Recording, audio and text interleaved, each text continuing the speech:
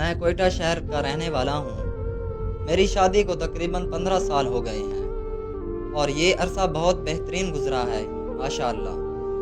اس خوشحال اور بہترین شادی شدہ زندگی میں ایک انسان کا کردار بہت بڑا ہے اور وہ انسان قابل عزت و احترام ہے، اور آج آپ تمام دوستوں سے اس انسان کے بارے میں کچھ کہنا چاہتا ہوں۔ وہ انسان میرے سسر ہیں۔ میرے نکاح کی تقریب ہو رہی تھی اور حق مہر 5 سے 8 لاکھ مقرر ہونے کی بات ہو رہی تھی۔ اس کے ساتھ ساتھ 5 تولے سونا ساتھ والی کرسی پر بٹھایا اور اس سے سرگوشی میں پوچھنے لگے، بیٹا آپ کتنا مہر آسانی سے دے سکتے ہیں؟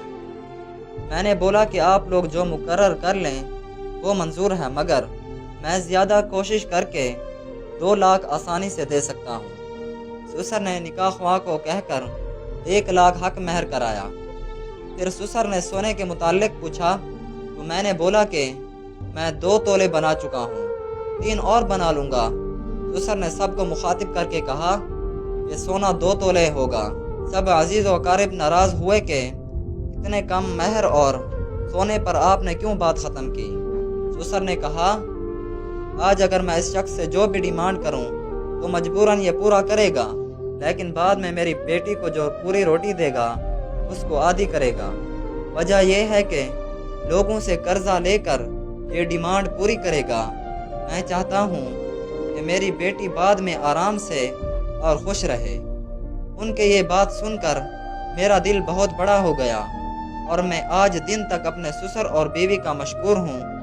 میری بیوی میری بہت عزت کرتی ہے اور میرے سسر مجھے بیٹوں کی طرح رکھتے ہیں۔ یہی وجہ ہے کہ میں ان دونوں کی دل سے عزت اور قدر کرتا ہوں۔ میں تمام دوستوں کے لیے دعا گو ہوں کہ اللہ آپ سب کو بہت بہترین سسرال دے تاکہ آپ بھی میری طرح سے خوشحال زندگی گزار سکیں۔ آمین۔